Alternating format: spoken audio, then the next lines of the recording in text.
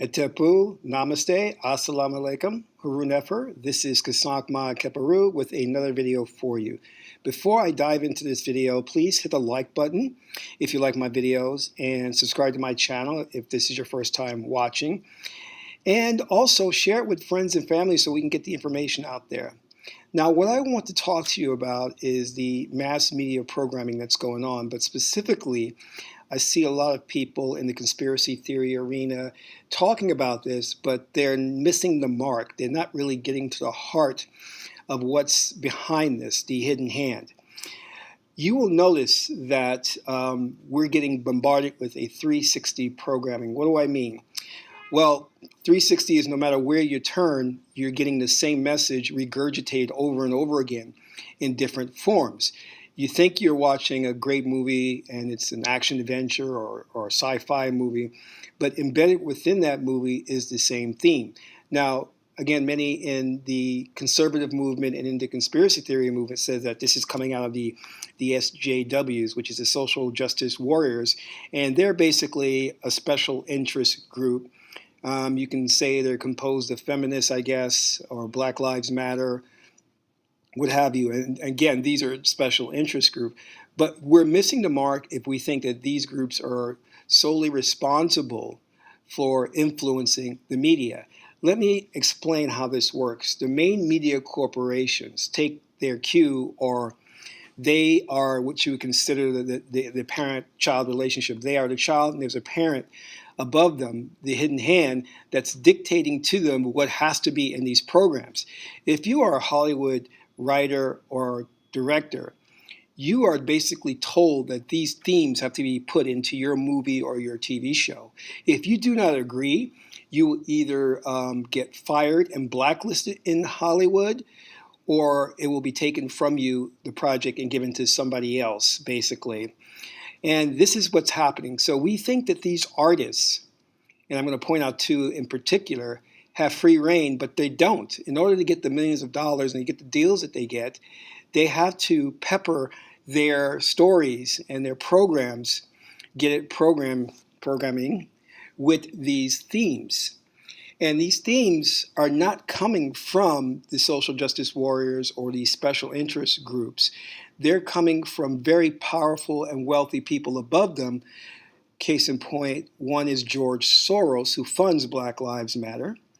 But above him, there are more powerful institutions, which I'll get into, that are calling the shots. So let's look at this. This is a show that's called Insecure, and on the right you'll see young black woman Issa, and she originally started a YouTube web series called Awkward Black Girl, and then it got picked up by HBO, and now it's an HBO show called Insecure. Many in the independent film circle wondered why her show on YouTube was picked up when it wasn't that funny, and there were more successful African-American shows on YouTube that they could have looked at and picked up. But there's a reason for this, because it fills their agenda of the gender divide. See, what they want to do is they want to take the women and they want to give them positions of power and influence and then pit them against the men. And you'll see this in Issa Rae's themes of the type of work she's going to produce. Like, let's just look at this right here. Issa Rae says a theme of Insecure Season 3 will be toxic black masculinity. I have no idea what is toxic black masculinity, and I've only heard it referred to in terms of white male toxic masculinity. And these type of names, nomenclatures, or whatever that's put out there is only meant to be divisive and to stir the emotions of women. So let's read on as what's being stated here in this article. Insecure Season 3 is coming, and fans of the show are hotly anticipating its arrival. In a recent feature with The Hollywood Reporter, Rae talked about the upcoming season of the show, her inspiration, starring in an upcoming film, which she's involved with, behind the scenes, and much more. On themes that the upcoming season of the HBO hit will tackle, Rae said, "I don't want to give anything away, but I love black masculinity as it relates to black women." I think that's something interesting that we haven't gotten a chance to explore yet, and specifically toxic male black masculinity as it relates to black women. I'm trying to find a way to explore that and get a rounded storyline that isn't preachy. What is this toxic masculinity? Is there toxic female feline? I mean, I'm just like, what is this? So let me just go down here. An update was also given about several projects that she has in development at HBO. HBO likes to take their time, and I'm also taking my time with Insecure, so they're all in different stages. None are casting yet, but there's Him or Her, which is a comedy by Trayvon Free about a black bisexual man navigating dating and life. Now, do you get what's going on here? Do you see what the attack is? Which is basically to emasculate the black male. This is really outrageous when you look at the fact that black males in this country are the most targeted and victimized group of all. You have black men filling up the prison industrial complex, black men unemployed, black men unable to get equal pay, black men not going to college, to school, black men living in urban communities that are not getting any funding from the government. So when you look at the stats, inevitably what you see is black men are always at the bottom. And black women get hired more in corporations. They're less likely to be fired than black men. They are going into the prison system, but not at the level of black men. So for her to come out and to wage this war on assault on black males is just ridiculous. But you have to understand this is part of the agenda and part of her agreement to get her series. Let me go further. Just recently, the Rosanne show was rebooted. And the reboot was nothing like the original show. But lo and behold, because of a racist tweet, she lost her show. So just read a little bit about this in the CBS News article. Stellar ratings and an apology weren't enough to mitigate Roseanne Barr's racist comments, and now ABC is pulling the plug on Roseanne. ABC Entertainment President Channing Dungey confirmed the network has decided to cancel the Roseanne reboot following Barr's tweet comparing the former Obama White House aide Valerie Jarrett to an ape. So actually, she said that Valerie Jarrett looked like something from the Planet of the Apes, and then the head of ABC fired her, which is a black woman. Now, why is this important? It's important because Roseanne's new show was an attack on white males, and it was also replete with the SJW themes throughout. And I want to turn to a noted YouTuber. Her name is Nola Girl, and I hope she doesn't mind me using a clip from one of her videos. Now, she was an avid Roseanne show follower. And here she's talking about the new series, the new Roseanne show, and what it was really about. So I want you to hear it from her mouth.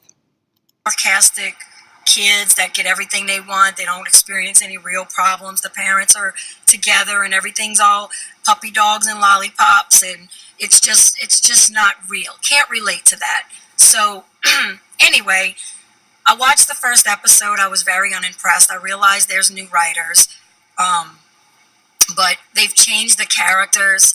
Like, for instance, an example would be, Becky. Becky was always fairly liberal, but she was intelligent. She was going to school. She was with Mark. I understand Mark passed away, so they wrote that into the show like that. But she's 43 years old now in the show. She's single. She likes being single. She didn't want kids. She tried to have kids for another couple that waited too long in life to have kids and can't, and realized that she's too old and can't conceive.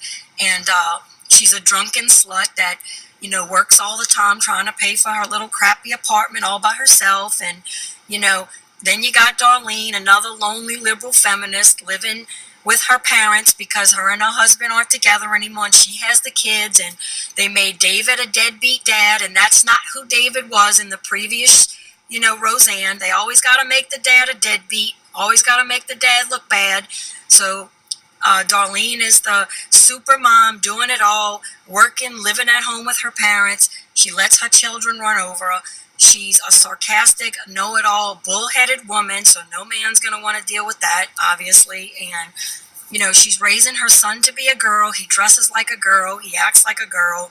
And her daughter is like a big-ass bulldagger that looks like she can, beat Dan's ass.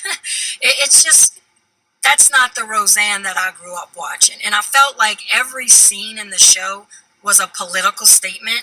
And I understand that Roseanne's show was always about the, past or the present political climate. I understand that. But every scene was a political statement. Every single scene. And I'm sorry, but we are too saturated with politics today. We can't escape from it, from talk radio to, the TV shows to television shows and entertainment, the songs. Everything is about Donald Trump, Hillary Clinton. I'm so sick of it. I don't want to hear about it anymore. I don't want to hear about it when I'm trying to be entertained. Got to hear about it everywhere else. Like TV. Now, she hit it right on the nail. So what you think you're watching in terms of entertainment or escapism is really social engineering and programming. They're trying to point you in a certain direction. They're trying to emasculate males, put the females against the males, talking about how males are incompetent, they're deadbeat dads, and how women can do it all. They can stand up for themselves. They don't need a family. Do you see what's going on? Do you see the common thread throughout all of these programs and what's happening here? Toxic male masculinity. Every show, mainstream show that you see always traditionally had the white male as a nincompoop. And the white woman was always smart, and she had common sense, she knew the right things to do, and she was always saving the white male. And now the same thing is being played out with African Americans. You have the black women getting these shows, and the first thing that they have to do is go along with the agenda and attack black males, whether it be to show them as bisexual or gay or overly masculine. And this whole masculinity thing, this being afraid of black male masculinity, comes out of the 1920s film King Kong. And that film, the symbolism there of King Kong as the black male and was it Fay Ray as the innocent white female, was trying to communicate that black males are over-sexualized. You should be afraid of their masculinity. So we're seeing the same thing played out. But the one thing I want to point out, and Nola Girl actually mentioned it too, is again, the 360 programming. No matter where you go, what show, whether it be Star Wars or whatever, you're getting hit with this ideology. And it's not coming from, as I said before, like George Soros or Black Lives Matter or the third wave feminism or the SJWs. It's coming specifically from your think tank institutions. This is what they do. I'm talking about these institutions like the Rockefeller Foundation, the Council on Foreign Relations, Tavistock in England. These institutions get together and they have their boards and they create what the culture will be like in 15 to 20 years.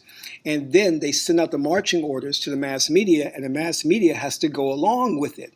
There is no way that all of these cable shows, all of these programs that seem separate entities would all have the same idea to come out with this whole idea that men are bad and women are good, that we have to emasculate males, show them either as bisexual or incompetent or lacking any intelligence or abusive. So this is what's happening.